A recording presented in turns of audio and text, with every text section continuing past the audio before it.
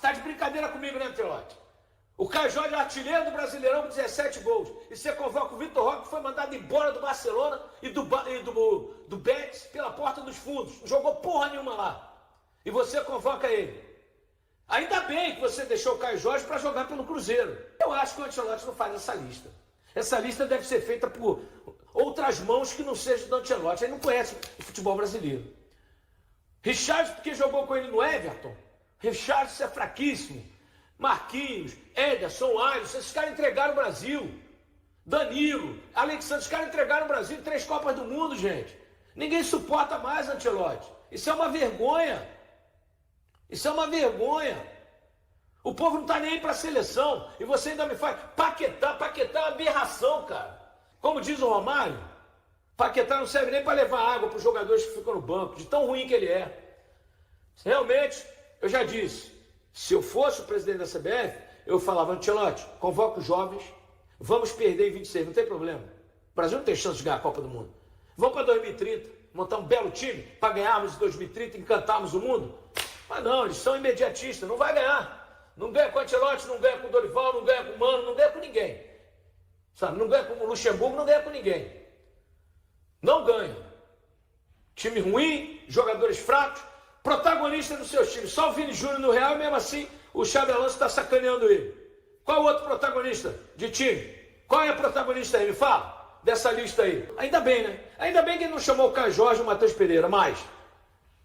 Caio Jorge e Matheus Pereira. O Matheus Pereira é o melhor 10 do campeonato. Tem o Arrascaeta, mas é uruguaio. Brasileiro é o Matheus Pereira. E o Caio Jorge é o maior centroavante do Brasil com 17 gols, artilheiro do Brasileirão. Aí você convoca o Vitor Roque. Aí é por isso que o torcedor fala, é seleção de empresários. Eu não posso me opor. O torcedor fala que é seleção de empresários, eu vou falar o quê? Pelo amor de Deus, pô. É uma vergonha que a gente está vendo na seleção brasileira. É vergonhoso isso. O Brasil não vai a lugar nenhum, eu já falei com o Ancelotti, sem Ancelotti.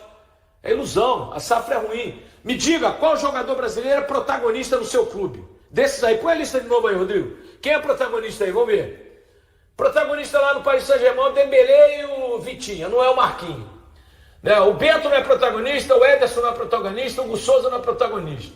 Alexandre não é, o Wesley não é, Caio Henrique não é, Paulo Henrique não é, Luciano Juba não é. Danilo não é, Gabriel Magalhães não é, Fabrício Bruno é o melhor zagueiro do Cruzeiro, mas protagonista é o Matheus Pereira e o Caio Jorge. Marquinhos não é, Militão, bom zagueiro, mas não é protagonista. Andrei não é protagonista, Bruno Guimarães não é, Casemiro não é, Fabinho não é. Estevão está se tornando protagonista no Chelsea. João Pedro, jogador comum. Luiz Henrique não é protagonista na Rússia. Matheus Cunha não é protagonista no United. Richarlison não é protagonista de nada, nunca foi. Rodrigo, grande jogador. Vini Júnior, grande jogador, melhor do mundo. E Vitor Roque não é protagonista de nada. Como é que você ganha título? Olha só, a seleção de 2002 tinha Roberto Carlos, Cafu, protagonistas. Ronaldo, Ronaldinho Gaúcho, Rivaldo, protagonistas. Gilberto Silva, protagonista. Meu amigo, você ganha a Copa sim. É com talento. Jogador cascudo e talentoso. Não vai ganhar com esses caras. Ontem saiu a convocação do Carlinhos e tá lá o Fabrício Bruno de novo.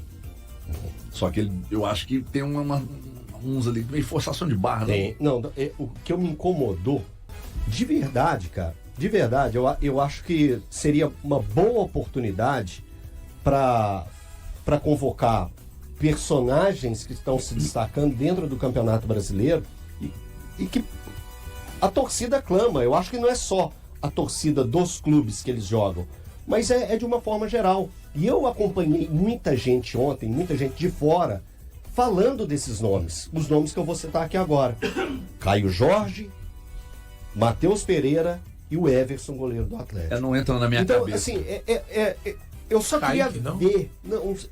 Thiago, é porque não tem como convocar o Cruzeiro inteiro, mas esses 3 me incomodam, porque eles já vêm jogando com uma grande regularidade. O Matheus teve oportunidade o ano passado e depois não foi chamado. A atual temporada do Matheus Pereira é a melhor dele no futebol brasileiro. É o melhor quadrante de jogos que você pega numa sequência do Matheus Pereira. O Matheus Pereira, ele no Campeonato Brasileiro, o Valu, que acompanha todos os jogos a fio e estuda para todos os jogos, o Matheus, ele não tem... Eu estou colocando aqui para fazer uma linha para quem está na rádio, uma queda de rendimento. A partir do momento que o Leonardo Jardim encontrou o time, o Matheus Pereira, ele tem a regularidade e ápices. Eu acho que ele está, inclusive, no momento de ascendência. Exato. Então, assim, o Caio Jorge ficou sem fazer gols um determinado período, mas foi decisivo na Copa do Brasil. No período que ele fica sem fazer gols dentro do Campeonato Brasileiro, ele dá 2 assistências importantes pro Cruzeiro. Se esses 3 nomes, se o Matheus Pereira fosse o camisa 10 do Palmeiras, ele estava convocado.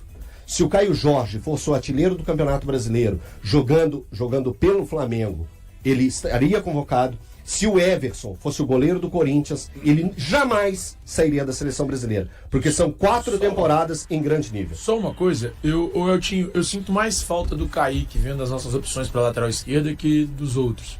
E olha que eu concordo contigo, tá? Eu acho que os outros 3 também mereceriam. Mas eu olho as opções da lateral esquerda. Eu não acho que o Luciano Juba faça um campeonato brasileiro ruim, pelo contrário, tá muito bem. Mas para mim o Kaique é superior a ele. E o Caio Henrique, cara, eu não confio. Eu não confio no Caio Henrique. Eu já ouvi em outras oportunidades, eu tive a oportunidade de vê-lo no Fluminense, no Atlético de Madrid, no Mônaco. Eu, honestamente, não confio no Caio Henrique. Então, eu, Thiago, tentaria a convocação do Kaique. Porque é um jogador que está em ascensão, é um dos melhores laterais esquerdos que nós temos na geração, é o melhor do futebol brasileiro na atualidade. Eu iria de Caio Henrique para essa convocação da seleção brasileira. A seleção tem um lance de encaixe, que nem time de futebol mesmo, assim. Concordo. Os clubes, né? Você vai lá, testa, deu encaixe, opa, encaixou aqui e tal. Mas o Matheus Pereira, cara, ele joga muito, mas não tem grife. Anote. Sabe por que ele não tem grife? Porque ele é um cara na dele. Ele não é um cara, como é que eu posso dizer? O Matheus Pereira, ele não é um cara... midiático. É midiático. Vem você virar lata comigo. Se ele tivesse no Palmeiras... Não, isso aí é indiscutível. O Coutinho vai para a seleção antes do Matheus Pereira. Vai. Ele tava na lista larga, né? Ele vai para a seleção antes do Matheus Pereira. Pode anotar isso aí. Você acha que ele vai para a Copa? Para a Copa eu não sei, que ele mas precisa manter essa regularidade até junho do ano que vem. Mas para mim ele vai para a seleção, né? Da seleção brasileira antes do Matheus Pereira ser convocado. Porque tem grife. Porque tá jogando no Rio. Porque sinceramente não tá jogando mais com o Matheus. Eu senti falta do Everson e do Matheus Pereira. Eu acho que o Caio Jorge, até tem um amigo meu que tá me xingando aqui, Helder, não fique bravo. O Caio Jorge não esteve mal pra mim no período que ele deixou de marcar gols. São coisas distintas, né? Exato. Às vezes o atacante ele tá marcando, tá numa fase, aí ele entra numa fase ruim e não marca gols. Não é o caso do Caio Jorge. Ele não conseguiu marcar gols, deu assistências como o Elton citou, mas ele deu uma pausa exatamente no próprio ritmo que ele estava fazendo, porque era um ritmo quase de videogame, né? Na verdade, assim, um gol, uma assistência, um gol, aí de repente 2 gols de novo, tava uma coisa maluca. Mas o Matheus Pereira é uma ausência muito sentida, assim. Eu gosto dos jogadores de criação da seleção, mas volto a dizer, eu sinto falta do construtor, sabe? A seleção tem muitos caras que dão dinâmica, igual o próprio Rodrigo. Eu acho um jogadoraço o Rodrigo do Real Madrid, mas ele é um cara que carrega muito a bola, ele tem um bom passe, mas eu sinto falta de o construtor nato, sabe? O cara que dá cadência, tipo assim, o maestro, o cara que tem uma bola mais longa, que vai conseguir encontrar uma brecha numa defesa, porque eu vejo muitas flechas na seleção brasileira e falta, sabe, um arqueiro, falta um arco assim, preciso para poder potencializar a velocidade dessas flechas e também saber o momento de, não, essas flechas agora elas devem ser lançadas com um pouco menos de velocidade. Eu sinto falta disso, mas a gente vai falar do Fabrício Bruno na sequência, HG? Não, pode emendar. Tá, cara, assim, o que for, eu quero destacar, né, mais uma vez a gente está tendo a oportunidade de aprender, né, com um grande técnico a respeito de gestão de elenco, de pessoas e de capacidade de fazer uma montagem às pressas. O Carlo Ancelotti está mostrando que para muitos, né, inclusive da imprensa, tiveram várias pessoas que eu acho que fizeram um papel que aí sim, de quase uma perseguição, né? A gente precisa tomar cuidado para analisar, comentar a crítica, fazer um retrato da crítica, do erro dos atletas, mas eu acho importante também quando a gente pega o contexto do ano, o contexto da temporada, né? E o que foi feito por uma parte de pessoas, torcedores, e não são só torcedores, tiveram muitos elementos da imprensa também que fizeram uma certa covardia até com o Fabrício Bruno. É como se o ano dele se resumisse àquela atuação do Brasil contra o Japão, né? E o Carlo Ancelotti deixa bem claro, assim, sem aspas, em letras garrafais, caps lock, acionado, que os jogos que ele tem feito na temporada que realmente fizeram com que ele retornasse, e que o erro é uma oportunidade de aprendizado para olhar para si mesmo, né? Então, assim, o Fabrício Bruno, para mim, merecidamente retorna à seleção. Se a gente está falando aqui de alguns questionamentos, mas e acho que ele tá realmente na briga para ir à Copa do Mundo de 2026. Vamos ouvir o Carlo Ancelotti, o técnico da seleção, falando sobre essa questão especificamente do Fabrício Bruno. A verdade é que Fabrício Bruno saiu triste do jogo contra o Japão, mas para o pensamento do staff técnico da CBF não é baseado sobre o erro que ele ha feito contra o Japão, é baseado sobre muito jogo que ele está fazendo bem, e nós temos muita confiança nele, em suas características, em suas qualidades. E creio que em geral o erro é bom momento para ser melhor, para aprender. Isso aí é importante ter um posicionamento desse no momento de esculhambação total com ele, né? Extremamente importante. Liderança porque do Ancelotti. A gente tem que lembrar como que o Fabrício saiu daquele jogo, né? Ele saiu nitidamente muito, muito abatido. Para muitos, como o Valor colocou, muitas pessoas até que trabalham com microfone colocaram como o fim do sonho, né? Que ela tinha acabado o sonho de um atleta de chegar na Copa do Mundo, e tá aí. O Ancelotti foi extremamente profissional, né? Ele pensou no macro. O que é o macro do Fabrício Bruno na temporada? É aquilo que o Thiago já trouxe, um dos melhores zagueiros do Campeonato Brasileiro, vem jogando em alta qualidade e intensidade.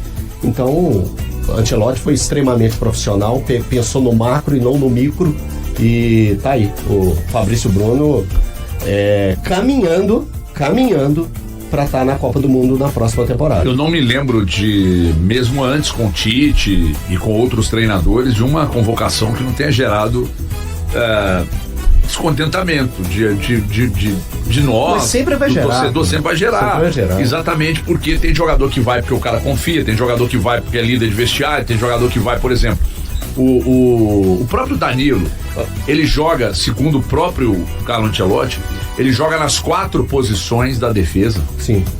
O Alexandre. O Danilo joga. O Danilo joga. O Alexandre também joga na zaga. O Alexandre saiu da Juventus jogando na zaga. Voltou pro Flamengo jogando como zagueiro pela esquerda. Pois é. Então, eu acho que ele pensa nisso também. A questão do Fabinho. O Fabinho é o reserva imediato do Casemiro. Então. Bruno Guimarães, meu primo. Cara, o Fabinho e Casemiro joga muita bola. Pensando em seleção, eu temo pelo futuro. Eles não são jovens, eu gosto muito dos dois. Mas a Copa acho ali, né, Tio? Eu também acho assim, mas eu temo pelo futuro. Mas futuro. Não tô questionando a convocação dos Você dois, fala de não ter jogadores desse nível? De verdade que pra mim me surpreendeu. Eu adoro o Fabinho, velho. Adoro o Fabinho. Eu achei ele cracaço de bola.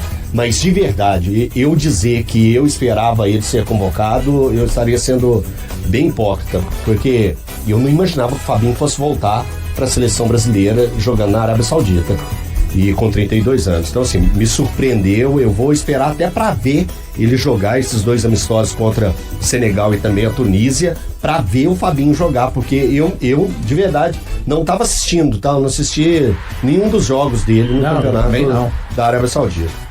Em busca de mais 3 pontos no Campeonato Brasileiro de 2025, o Cruzeiro volta a campo nesta quarta-feira, 5 às 20 horas, para enfrentar o Grêmio na Arena do Grêmio em duelo válido pela 32ª rodada da competição. Para sair com a vitória, a equipe celeste aposta em seu bom retrospecto histórico diante do time gaúcho. Ao longo da história, Cruzeiro e Grêmio já se enfrentaram 83 vezes.